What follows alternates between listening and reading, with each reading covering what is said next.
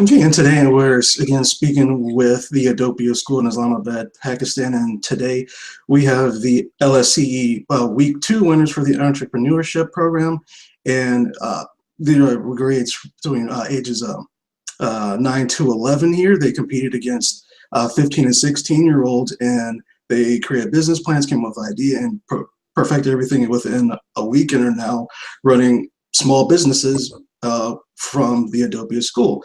And as comparison, there's individuals I went to school with and known for years that probably could not create a business plan if you gave them a month. So it's extremely impressive and shows the great work that is going on at Edopia. And from left to right, we have Mustafa, Hassan, Mahad, Manor, and Miriam. And it's great to speak to everyone. And I'll have give the first question to Mahad, and that would be, once you knew that you were going to be doing, coming up with an idea for a small business, what were some of the first ideas that came to your mind? Just like the first ideas that you thought could be possible and that you had a chance to actually make happen. So I thought that we should do a t-shirt company that will print your design on the shirt. And there was another one that was of toys. I thought that we should buy toys from we should buy broken toys and sell them or rent them.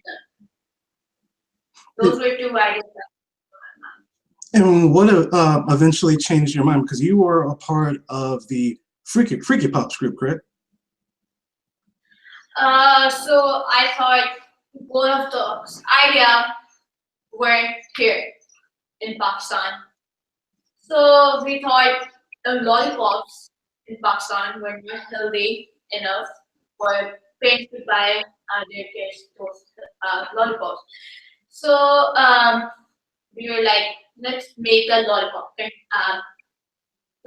company. So that's it. And I've seen pictures of the Freaky Pops, and I actually can't think of anything locally in my area what is that's similar to those. What gave you the idea for, I guess, the recipe for the Freaky Pops? The recipe, it was by our chef Mustafa. His mother helped us out, so we had a recipe in which we dip into the sauce, our secret sauce, which no one knows in the whole world. And that was it. And we were making peanut butter, lifestyles, and pasta. And through the process, what was the most difficult aspect for you to come up with? Was it the business plan itself, or was it the recipe, or was it finalizing the idea, or how to market it? What was the most difficult part for you? It was the recipe. First, when we were making the lollipops, they didn't really smell so good, and they also didn't taste so good. So that was the hardest part that we have to do. With. And when and anyone can answer, but you only had about a week to come up with it. How did you? That's the amazing part to me, is that you were able to make a functioning recipe within a week and make it something marketable that would sell to a consumer base. That how were you able to do that in such a quick period of time? Yeah. So yeah, we were just thinking, we are kids, so that came into our mind. And well, the other groups, members of your team, did you delegate tasks, or how did you come about working as a team to basically, since this was a competition, how did you delegate everything as a team to complete everything and basically eventually end up being one of the winners? Can you repeat the question, please? How did your team delegate tasks during the week? Because it was a competition. You were competing against students who are much older. How how were tasks delegated out throughout the team? Or did you did one person take care of, I guess, the marketing aspect, one other person take care of the recipe? How did that work? So we divided the people. One was a team for financial, the other for marketing, and one for the chef, and one was our artist. Okay. Yeah, we divided the task into 4 people. And for you, what was the most entertaining aspect, and what did you learn from basically being a part of the Freaky Pops team and continue to be a part of the Freaky Pops team? So when we were making lollipops, we did have a lot of fights that I want to do that task, I want to do that thing. So that was a thing that I learned for it.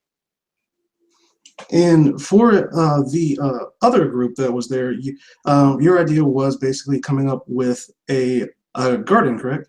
And you went through the week and went through a similar process. Is that correct? Yes.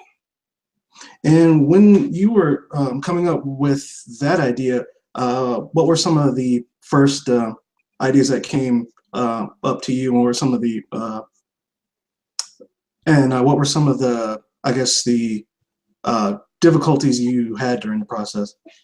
Okay, so first of all, there were like a lot of failure in the business. Like when we planted the seeds in the first, they weren't growing. We weren't that patient enough.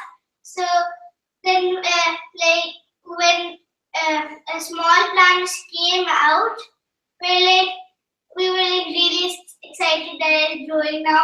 But in the middle, we were like, this is not working out, we're closing the whole business sort of thing. But then when we saw like they're doing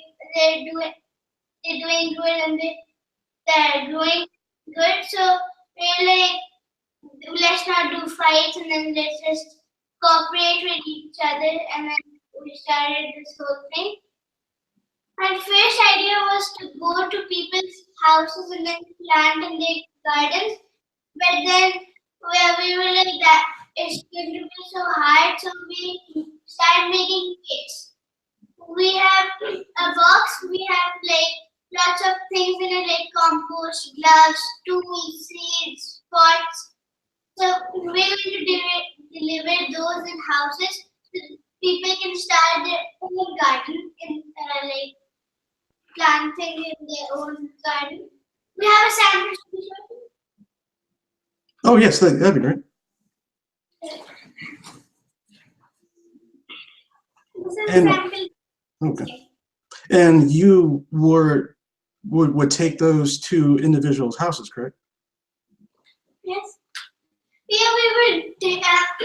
Right now, we haven't delivered anything because we're still working on it. And then we're going to hire a driver that he's going to send that. And And oh, go ahead. yeah, we have some radish that we grew. We grew red chilies, iceberg, and tomatoes, radish, and we have like this is how much they grew now. Oh, nice. We have 2 pots of those, and now we made them for Manjaveria And for like starting how it go. Just for checking how it goes, and it's going really well. So like hopefully we're going to success this. and from this point so far, have you seen a lot of people interested in planting their own gardens? No, but like some of them, they're like, we want to come in this business and we want to do this. So we hired some of them, but then some of them also got out of the business because they were like, this is not fun, and then like we tried calling them back in, but like they were like, just I want to go, so they started a new business. And some of the people they were really interested in this, so they came in, and then we hired them, and they were pretty good. And at this point, again, I find it just amazing that at such a young age you were able to write a business plan. Was that part difficult for your team, or was that something that came pretty easy to you? It was easy, but we were also nervous that if we win, what if we win? What if we win? What will we do? And then if we lose, then what will we do? So that was a bit difficult part. But then when we won, then it was pretty easy for us to come up with these ideas and then start innovating. So since you had everything planned out in the business plan, and since you won the competition, it so far has been an easy transition to make it function. Can you repeat the question? Since pretty much you had the business plan laid out, so it's pretty much been an easy process for you to make it a functioning business, correct? Yeah, like okay, so